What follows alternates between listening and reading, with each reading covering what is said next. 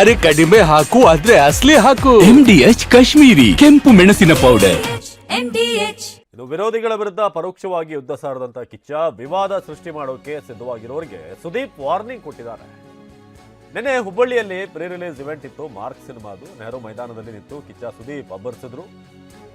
Mark ಚಿತ್ರದ pre release event ನಲ್ಲಿ ಸುದೀಪ್ ಭಾಷಣ ಮಾಡಬೇಕಾದ್ರೆ ನಿಮ್ಮನ್ನ ಕೆಣಕಿದ್ರೆ ನೀವು ಅವರ ಭಾಷೆಯಲ್ಲೇ ಉತ್ತರ ಕೊಡಿ, ಇಷ್ಟು ದಿನ ತಾಳ್ಮೆಯಿಂದ ಇದ್ದಿದ್ದು ಸಾಕು, ಒಂದು ಪಡೆ ರೆಡಿ ಆಗ್ತಾ ಇದೆ, ಯುದ್ಧಕ್ಕೆ ರೆಡಿ ಆಗ್ತಾ ಇದೆ, ನಾವು ಕೂಡ ರೆಡಿ ಅಂತ ಹೇಳಿದ್ದಾರೆ. ಕೆಲವು ಮಾತು ಹುಬ್ಬಳ್ಳಿಗೆ ಬಂದು ಇಲ್ಲಿ ವೇದಿಕೆ ಮೇಲೆ ಮಾತಾಡಿದ್ರೆ ಇಡೀ ಕರ್ನಾಟಕಕ್ಕೆ ಎಲ್ಲಿ ತಟ್ಟಬೇಕೋ ತಟ್ಟುತ್ತೆ, ಹೇಗೆ ತಟ್ಟಬೇಕೋ ತಟ್ಟುತ್ತೆ, ಯಾವ ಭರ್ಜರಿಯಲ್ಲಿ ತಟ್ಟಬೇಕೋ ತಟ್ಟುತ್ತೆ ಅನ್ನೋ ಒಂದು ಕಾರಣಕ್ಕೆ, ಹಾಗೂ ಪ್ರತಿ ಸಲ ಈ ಊರಲ್ಲಿ ನಮಗೆ ಸಿಕ್ಕಿರೋ ಆ ಪ್ರೀತಿ, ವಿಶ್ವಾಸ, ಸಪೋರ್ಟ್ ನಾವು ಯಾವತ್ತೂ ಮರೆಯೋದಿಲ್ಲ. ಜುಲೈ 5ನೇ ತಾರೀಕು ಒಂದು ಪ್ರಾಮಿಸ್ ಮಾಡಿದ್ದೆ, ಡಿಸೆಂಬರ್ 25ಕ್ಕೆ ಬಾಗಿಲು ತಟ್ತೀನಿ ಅಂತ ಜೋರಾಗಿ ತಟ್ತಾ ಇದ್ದೀವಿ ನಾವು. ಈ ಜರ್ನಿಯಲ್ಲಿ 25ಕ್ಕೆ ಥಿಯೇಟ್ರಲ್ಲಿ ಒಂದು ಸಿನಿಮಾ ಬಿಡುಗಡೆ ಆಗುತ್ತೆ. ಆದರೆ ಹೊರಗಡೆ ಒಂದು ಪಡೆ ಯುದ್ಧಕ್ಕೆ ರೆಡಿ ಆಗ್ತಾ ಇದೆ. ಈ ವೇದಿಕೆ ಮೇಲಿಂದ ಹೇಳ್ತಾ ಇದ್ದೀನಿ, ಯುದ್ಧಕ್ಕೆ ಸಿದ್ಧ. ಯಾಕಂದ್ರೆ ನಾವು ನಮ್ಮ ಮಾತಿಗೆ ಬದ್ಧ. ಕೆಲವೊಮ್ಮೆ ನನಗನ್ಸುತ್ತೆ ಸೈಲೆಂಟ್ ಆಗಿರೋದು ಒಳ್ಳೇದೋ ಕೆಟ್ಟದೋ ಗೊತ್ತಿಲ್ಲ, ಆದರೆ ನಿಮಗಳಿಗೋಸ್ಕರ, ನನ್ನ ಸ್ನೇಹಿತರು ನೀವೆಲ್ಲ ಚೆನ್ನಾಗಿರ್ಬೇಕು ಅನ್ನೋ ಒಂದೇ ಒಂದು ಕಾರಣಕ್ಕೋಸ್ಕರ ನಾವೆಲ್ಲರೂ ಒಳ್ಳೆಯ ಹೆಸರಲ್ಲಿ ಇರಬೇಕು ಅನ್ನೋ ಒಂದೇ ಕಾರಣಕ್ಕೆ ನಾನು ಬಾಯಿ ಎಲ್ಲದನ್ನು ಮುಚ್ಕೊಂಡಿದ್ದೆ ಹೊರತು ಬಾಯಿ ಇಲ್ಲ ಅಂತಲ್ಲ. ಬಹಳಷ್ಟು ಕಲ್ಲಿನ ಹೋರಾಟ ನನ್ನಿಂದ, ನನ್ನ ಸಹನೆಯಿಂದ ನಿಮ್ಗಳ ಮೇಲೆ ಬೀಳ್ತಾನೆ ಇರುತ್ತೆ.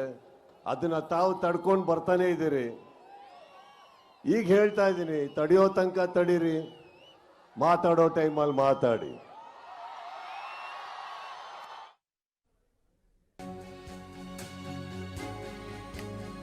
ಇನ್ನು ಪೈಲ್ವಾನ್ ಚಿತ್ರ ಆದಾಗ ರಿಲೀಸ್ ಸಂದರ್ಭದಲ್ಲಿ ಈ ಪೈರಸಿ ಪ್ರಾಬ್ಲಮ್ ಆಗಿತ್ತು. ಅದೇ ರೀತಿ ಮತ್ತೆ ಆಗುತ್ತೆ ಅಂತ ಕೇಳಿದ್ರ ಸುದೀಪ್. ಮುನ್ನೆಚ್ಚರಿಕೆಯಾಗಿ ಯುದ್ಧ ಸಾರಿದ್ರ ಕಿಚ್ಚ ಸುದೀಪ. ಈಗ ಮಾರ್ಕ್ ಪೈರಸಿ ಮಾಡ್ತಾರೆ ಅನ್ನೋ ಗುಮಾನಿ ಇದೆ.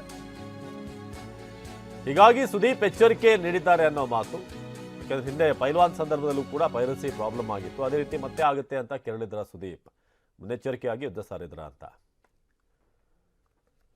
ಜಗಿನ್ ಈ ಬಗ್ಗೆ ಹೆಚ್ಚಿನ ಮಾಹಿತಿಯನ್ನು ನೀಡ್ತಾರೆ ದೂರವಾಣಿ ಸಂಪರ್ಕದಲ್ಲಿ. ಜಗಿನ್, ನಿನ್ನೆ ಪ್ರೀ ರಿಲೀಸ್ ಇವೆಂಟ್ ನಲ್ಲಿ ಸುದೀಪ್ ಅವರು ಹೇಳಿದಂತಹ ಮಾತು ಒಂದು ನೇರ ವಾರ್ನಿಂಗ್ ಅನ್ನ ಕೊಟ್ಟರು. ಯಾಕಂದ್ರೆ ಸಿನಿಮಾ ರಿಲೀಸ್ ಸಂದರ್ಭದಲ್ಲಿ ಹಿಂದೆ ಕೂಡ ಸಮಸ್ಯೆಗಳಾಗಿದೆ.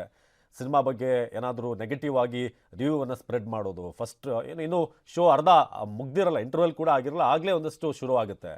ಇನ್ನೊಂದು ಪೈರಸಿ ಕಾಟ, ಇದನ್ನೇನಾದರೂ ನೇರವಾಗಿ ಅಲ್ಲಿ ಹೇಳಿದ್ರ, ಹೇಗೆ ವಾರ್ನ್ ಮಾಡಿದ್ರ ಅಂತ? ಅವಿನಾಶ್, ಗಂಡು ಮೆಟ್ಟಿದ ನಾಡು ಹುಬ್ಬಳ್ಳಿಯಲ್ಲಿ ಕಿಚ್ಚ ಸುದೀಪ್ ನೇರವಾಗಿ ಒಂದು ಯುದ್ಧವನ್ನ ಸಾರಿದ್ದಾರೆ ಅಂತಾನೆ ಹೇಳ್ಬೋದು. ಯಾಕಂತಂದ್ರೆ ಅವ್ರ ಮಾತಲ್ಲ ಹೇಳ್ತಾ ಇರುವಂತದ್ದು ಯುದ್ಧಕ್ಕೆ ಸಿದ್ಧ, ಮಾತಿಗೆ ಬದ್ಧ ಅಂತಕ್ಕಂಥದ್ದು. ಈಗ ಕಿಚ್ಚ ಸುದೀಪ್ ಅವರು ನಿನ್ನೆ ಹೇಳಿರ್ತಕ್ಕಂಥ ಮಾತು ಸಾಕಷ್ಟು ಚರ್ಚೆಗೆ ಕಾರಣ ಆಗ್ತಾ ಇರ್ತಕ್ಕಂಥದ್ದು. ಪ್ರಮುಖವಾಗಿ ಇಲ್ಲಿ ಕಿಚ್ಚನ ಆಕ್ರೋಶಕ್ಕೆ ಪ್ರಮುಖ ಕಾರಣ ಏನು ಅಂತದ್ದು ಅಸಲಿಯಾಗಿ ತಿಳ್ಕೊಳ್ಳಕ್ ಕಷ್ಟ ಆಗ್ತದೆ. ಯಾಕಂದ್ರೆ ಎರಡು ಕಾರಣಗಳನ್ನ ಇಲ್ಲಿ ನೋಡ್ಬೋದಾಗುತ್ತೆ. ಯಾಕಂದ್ರೆ ಡಿಸೆಂಬರ್ 25ಕ್ಕೆ ಒಂದು ಕಡೆ ಸ್ಟಾರ್ ಸಿನಿಮಾಗಳು ಇರುವಂತದ್ದು, ಆದ್ರೆ ಹಿಂದೆ ಪೈಲ್ವಾನ್ ಟೈಮ್ ನಲ್ಲಿ ಕೂಡ ಸುದೀಪ್ ಅವ್ರ ಸಿನಿಮಾ ರಿಲೀಸ್ ಆದಾಗ ಒಂದಿಷ್ಟು ಉದ್ದೇಶಪೂರ್ವಕವಾಗಿ ಅದನ್ನ ಏನಂತಂದ್ರೆ ಪೈರಸಿ ಮಾಡುವಂತಹ ಘಟನಾವಳಿಗಳು ಕೂಡ ಸಾಕಷ್ಟು ಚರ್ಚೆಗೆ ಕಾರಣ ಆಗಿತ್ತು. ಬಟ್ ಸುದೀಪ್ ಅವರು ಇಷ್ಟು ದಿನ ತಾಳ್ಮೆಯಿಂದ ಇದ್ದಿದ್ದು ಸಾಕು, ನೇರವಾಗಿ ನಮ್ಮನ್ನ ಕೆಣಕಿದ್ರೆ ನಾವು ಕೂಡ ಕೆಣಕೋಕೆ ರೆಡಿ ಆಗ್ಬೇಕು, ನಾನು ಬಾಯಿ ಮುಚ್ಕೊಂಡಿರ್ತಿದ್ದು ಸುಮ್ನೆ ಅಲ್ಲ ಅನ್ನುವಂತ ರೀತಿಯಲ್ಲಿ ಒಂದು ನೇರವಾಗಿನೇ ಎಚ್ಚರಿಕೆಯನ್ನ ಕೊಟ್ಟಿದ್ದಾರೆ. ಬಟ್ ಸದ್ಯಕ್ಕೆ ಸಾಕಷ್ಟು ಸಂದರ್ಭದಲ್ಲಿ ಸ್ಯಾಂಡಲ್ವುಡ್ ನಲ್ಲಿ ಸ್ಟಾರ್ ವಾರ್ಗಳು ಮತ್ತೆ ಫ್ಯಾನ್ ವಾರ್ಗಳು ಈ ನಡೀತಾನೆ ಇರ್ತದೆ. ಒಂದು ಡೈಲಾಗ್ ಕೌಂಟರ್ಗಳು ಕೂಡ ನಡೀತಾ ಇರ್ತದೆ. ಬಟ್ ಈ ಬಾರಿ Kichcha Sudeep Mark cinema release time ಅಲ್ಲಿ ಈ ರೀತಿಯ ಮಾತನ್ನ ಯಾಕೆ ಹೇಳಿದ್ದಾರೆ ಅನ್ನೋಂಥದ್ದು ಇನ್ನೂ ಕೂಡ ಸ್ಪಷ್ಟವಾಗಿ ತಿಳ್ಕೊಳ್ಳಕ್ ಗೊತ್ತಾಗ್ತಾ ಇಲ್ಲ. ಬಟ್ ಸದ್ಯಕ್ಕಂತೂ ಅವರ ಹೇಳಿಕೆ ಸಾಕಷ್ಟು ಸಂಚಲನವನ್ನ ಮೂಡಿಸ್ತಾ ಇದೆ, ಸೋಷಿಯಲ್ ಮೀಡಿಯಾದಲ್ಲಿ ಚರ್ಚೆಗೂ ಕೂಡ ಕಾರಣ ಆಗ್ತಾ ಇದೆ. ಸೊ ಒಟ್ಟಾರೆಯಾಗಿ ಏನಂತಾರೆ, ಒಬ್ಬ ನಟರ ಅಭಿಮಾನಿಗಳಿಗೆ ಒಂದು ಎಚ್ಚರಿಕೆಯನ್ನು ಕೊಟ್ಟಂತ ರೀತಿಯಲ್ಲಿ ಕಾಣಿಸ್ತಾ ಇದೆ. ಯಾಕಂತಂದ್ರೆ ಇವರು ಕೂಡ ಅವರ ಅಭಿಮಾನಿಗಳಿಗೆ ಹೇಳ್ತಾ ಇರ್ತಕ್ಕಂಥದ್ದು, ನಮ್ಮನ್ನ ಕೆಣಕಿದ್ರೆ ಸುಮ್ಮನೆ ಬಿಡಬೇಡಿ ಅನ್ನೋ ರೀತಿಯಲ್ಲಿ ಹೇಳ್ತಾ ಇರ್ತಕ್ಕಂಥ ಮಾತು ಈಗ ಸಾಕಷ್ಟು ಚರ್ಚೆ ಕಾರಣ ಆಗ್ತಾ ಇದೆ. ಸೊ ಹಾಗಾಗಿ ಮುಂದಿನ ದಿನಗಳಲ್ಲಿ ಇದಕ್ಕೆ ಸುದೀಪ್ ಅವರೇ ಯಾವ ರೀತಿ ಉತ್ತರವನ್ನು ಕೊಡ್ತಾರೆ, ಅವರ ಅಭಿಮಾನಿಗಳು ಯಾವ ರೀತಿ ಉತ್ತರ ಕೊಡ್ತಾರೆ ಅನ್ನೋದನ್ನು ಕೂಡ ಕಾದು ನೋಡ್ಬೇಕಾಗುತ್ತೆ. ಅವಿನಾಶ್, ಧನ್ಯವಾದ ಜಗಿನ್ ಮಾಹಿತಿಗಾಗಿ.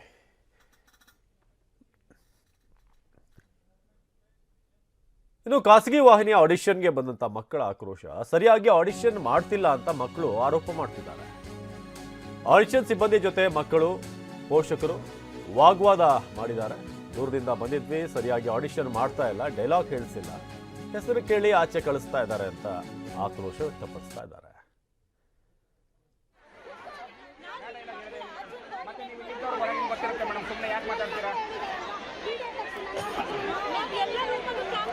ಮೇಡಮ್ ಒಂದ್ ನಿಮಿಷ ಮೇಡಮ್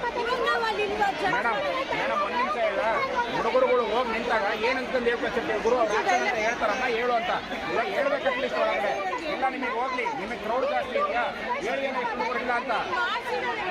ಮೇಡಮ್ ಯಾರು ಇಲ್ಲ ಹೇಳಿದ್ರು ನೋಡೋಣ, ಯಾರು ಇಲ್ಲ ಹೇಳಿಲ್ಲ ನಾನು ನೋಡ್ತೀನಿ, ಆಗಿಲ್ಲ ಅಂದ್ರೆ ಏನು ಹೇಳ್ತಾರೆ ಹೇಳಿ ಕರೀರಿ ಯಾರು ಕರೆದ್ರು ಅಂತ.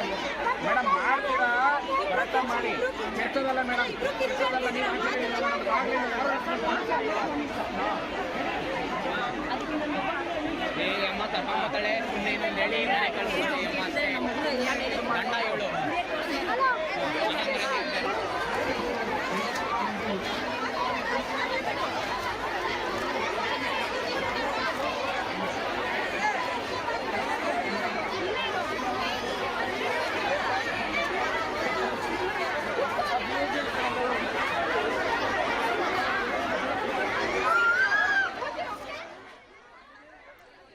ಜಗಿನ್ ಈ ಬಗ್ಗೆ ಹೆಚ್ಚಿನ ಮಾಹಿತಿಯನ್ನು ಕೊಡ್ತಾರೆ. ಜಗಿನ್, ಏನಿದು ಗೊಂದಲ, ಯಾವ ಕಡೆ ಎಷ್ಟು ಜಿಲ್ಲೆಗಳಿಂದ ಮಕ್ಕಳು ಬಂದಿದ್ದಾರೆ, ಏನ್ ಪ್ರಾಬ್ಲಮ್ ಆಗ್ತಿದೆ ಅಂತ? ತುಂಬಾ ಕ್ರೌಡ್ ಸೇರಿದಾರಲ್ಲಿ, ವ್ಯವಸ್ಥೆ ಮಾಡಲಾಗಿದೆಯಾ ಹೇಗೆ? ಅವಿನಾಶ್, ಏನಂತಂದ್ರೆ ಸದ್ಯಕ್ಕೆ ಒಂದು ಖಾಸಗಿ ವಾಹಿನಿಯ ಕಾರ್ಯಕ್ರಮಕ್ಕಾಗಿ ಅಂದ್ರೆ ಸಾಕಷ್ಟು ಸಂಖ್ಯೆಯ ಮಕ್ಕಳು ಕೂಡ ಬಂದಿರ್ತಕ್ಕಂಥದ್ದು ನಾಗರಬಾವಿ ಅಕ್ಷಯ ಸ್ಟುಡಿಯೋ ಬಳಿ ನಡೆದಿರ್ತಕ್ಕಂಥ ಘಟನೆ ಅಂತಕ್ಕಂಥದ್ದು. ಅಂದ್ರೆ ಸಹಜವಾಗಿ ಆಡಿಷನ್ಗೆ ಅಂತ ಕರೆ ಕೊಟ್ಟಾಗ ರಾಜ್ಯದ ಬೇರೆ ಬೇರೆ ಭಾಗಗಳಿಂದ ಬರ್ತಾ ಇರ್ತಾರೆ, ಅವರೊಂದಿಷ್ಟು ನಿರೀಕ್ಷೆಗಳನ್ನು ಇಟ್ಕೊಂಡ್ ಬರ್ತಾರೆ. ಬಟ್ ಆದ್ರೆ ಆ ನಿರೀಕ್ಷೆ ಅಂದ್ರೆ ಫುಲ್ಫಿಲ್ ಆಗಿಲ್ಲ, ಅಂದ್ರೆ ಸರಿಯಾದ ರೀತಿಯಲ್ಲಿ ಆಡಿಷನ್ ಮಾಡಿಲ್ಲ ಅನ್ನೋ ರೀತಿಯಲ್ಲಿ ಮಕ್ಕಳು ಒಂದು ಗಿಲ್ಲಿ ಕಾರ್ಯಕ್ರಮದಲ್ಲಿ ಭಾಗಿಯಾಗಿ ಬಂದಂತ ಸಂದರ್ಭದಲ್ಲಿ ನಡೆದಿರ್ತಕ್ಕಂಥ ಘಟನೆ. ಸದ್ಯಕ್ಕೆ ಏನಂತಂದ್ರೆ ಕೇವಲ ಅವರ ಹೆಸರುಗಳನ್ನ ಕೇಳುವಂಥದ್ದು, ಮನೇಲಿ ಏನ್ ಮಾಡ್ತಾರೆ ಅಂತ ಕೇಳಿ ಕಳಿಸುವಂತ ಕೆಲಸ ಆಗ್ತಾ ಇದೆ. ಬಟ್ ಪ್ರತಿಭೆಗೆ ತಕ್ಕಂತ ಅವಕಾಶ ಇಲ್ಲ ಅಂತ ರೀತಿಯಲ್ಲಿ ಆಗ್ತಾ ಇರುವಂತದ್ದು. ಸುಮಾರು 500ರಿಂದ 600ಕ್ಕೂ ಹೆಚ್ಚು ಮಕ್ಕಳು ಅಲ್ಲಿ ಭಾಗಿಯಾಗಿದ್ದಾರೆ ಅನ್ನೋ ಮಾಹಿತಿ ಸದ್ಯಕ್ಕೆ ಸಿಗ್ತಾ ಇರುವಂತದ್ದು ಅವಿನಾಶ್. ಹಾಗಾಗಿ ಇನ್ನ ಕಾರ್ಯಕ್ರಮದ ಆಯೋಜಕರು ಕೂಡ ಯಾವ ರೀತಿಯ ಕ್ರಮವನ್ನು ಕೈಗೊಳ್ತಾರೆ, ಅವ್ರಿಗೆ ಯಾವ ರೀತಿ ನ್ಯಾಯ ಒದಗಿಸುವಂತ ಕೆಲಸವನ್ನು ಮಾಡ್ತಾರೆ ಅನ್ನೋದನ್ನು ಕೂಡ ಕಾದು ನೋಡ್ಬೇಕಾಗಿದೆ. ಅವಿನಾಶ್, ಧನ್ಯವಾದ ಜಗಿನ್ ಮಾಹಿತಿಗಾಗಿ. ಇದು ಖಾಸಗಿ ವಾಹಿನಿಯ ಆಡಿಷನ್ ಸಂದರ್ಭದಲ್ಲಿ ಒಂದಷ್ಟು ಗೊಂದಲ ಆಗಿದೆ. ಸೊ ಹಾಗಾಗಿ ಪೋಷಕರು ಆಕ್ರೋಶ ವ್ಯಕ್ತಪಡಿಸ್ತಾ ಇದ್ದಾರೆ. MDH ನ ಕಿಚನ್ ಅಲ್ಲಿದ್ರೆ ನಾವು ಎಲ್ಲವನ್ನು ಮಾಡಬಹುದು. ಬೆಂಗನ್ ಕ ಬರ್ತಾ, ಆಲೂ ಗೋಬಿ, ಬಿಂಡಿ ಮಸಾಲಾ, ಇನ್ನೂ ಬಹಳಷ್ಟು. MDH